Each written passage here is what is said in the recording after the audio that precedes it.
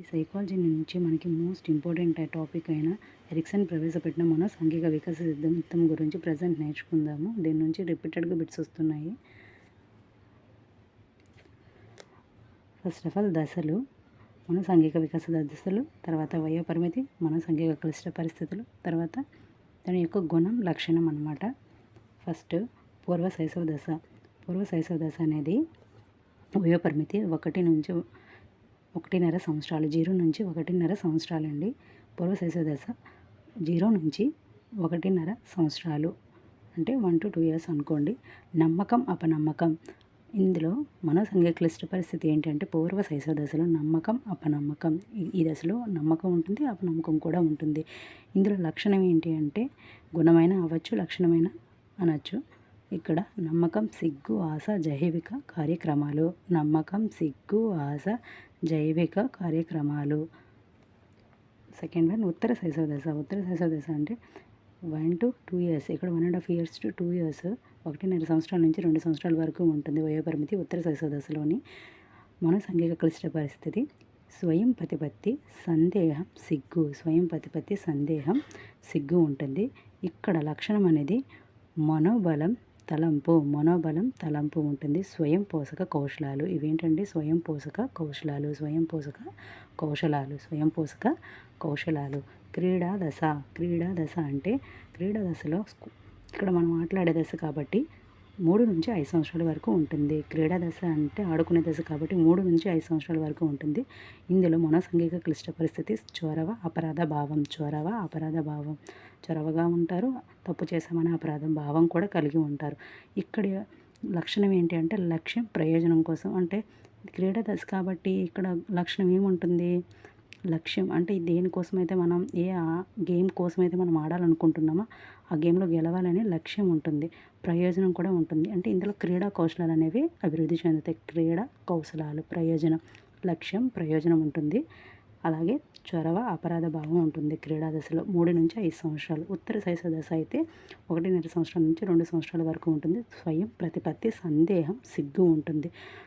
లక్షణం ఏంటంటే మనోబలం, తలంపు. మనోబలం, తలంపు ఉంటుంది.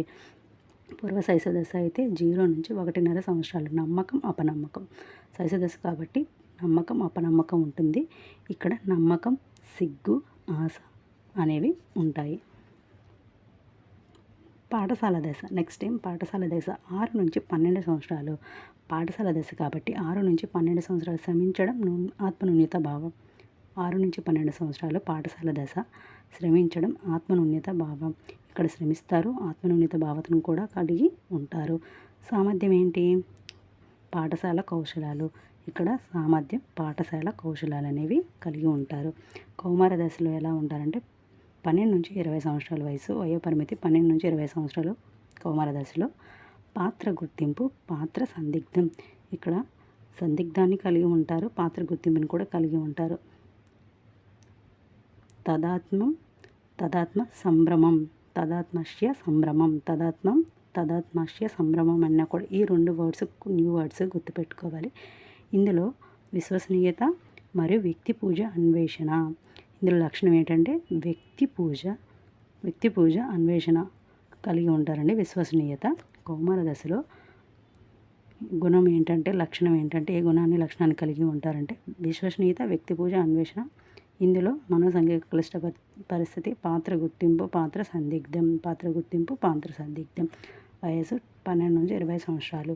పూర్వ వయోజన దశ. పూర్వ వయోజన దశ 20 నుంచి 30 సంవత్సరాలు. పూర్వ వయోజన దశ 20 నుంచి 30 సంవత్సరాలు. సాన్నిహిత్యం, ఏకాంతం. ఇక్కడ సన్నిహితంగా ఉండాలనుకుంటారు, ఏకాంతంగా కూడా ఉండాలనుకుంటారు. ఇందులో లక్షణం ఏంటంటే ప్రేమ వ్యక్తిత్వాన్ని పెంపొందించుకోవడం. ప్రేమ వ్యక్తిత్వాన్ని పెంపొందించుకుంటారు. ప్రేమ వ్యక్తిత్వాన్ని పెంపొందించుకోవడం అనేది మనోసాంఘిక దశలో ఏ దశ అంటే పూర్వ వయోజన దశ.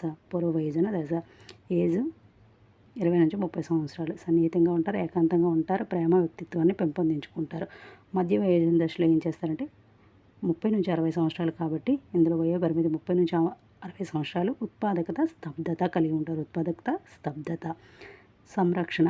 ఇక్కడ లక్షణం ఏంటంటే సంరక్షణ, నూతన విలువలను ఉత్పత్తి చేయుట. నూతన విలువల్ని ఉత్పత్తి చేయుట.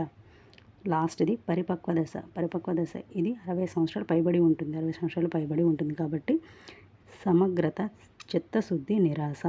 ఇక్కడ సమగ్రత, చిత్తశుద్ధి, నిరాశ కలిగి ఉంటారు. దీని యొక్క లక్షణం ఏంటంటే సూక్ష్మ బుద్ధి, ఇతరులకు మార్గదర్శకంగా ఉంటారు. సూక్ష్మ బుద్ధి, ఇతరులకు మార్గదర్శకంగా ఉంటారు. లాస్ట్ దశ ఏంటంటే పరిపక్వ దశ. 60 సంవత్సరాలు పైబడి వయోపరిమితి ఉంటుంది. సమగ్రత ఉంటారు. సమర్థత, చిత్తశుద్ధి, నిరాశ అంటే ముసలి వాళ్ళండి ఈ ఏజ్లో. ఈ ఏజ్లో లక్షణం ఏంటంటే సూక్ష్మ బుద్ధి, ఇతరుల మార్గదర్శకంగా కూడా ఉంటారు.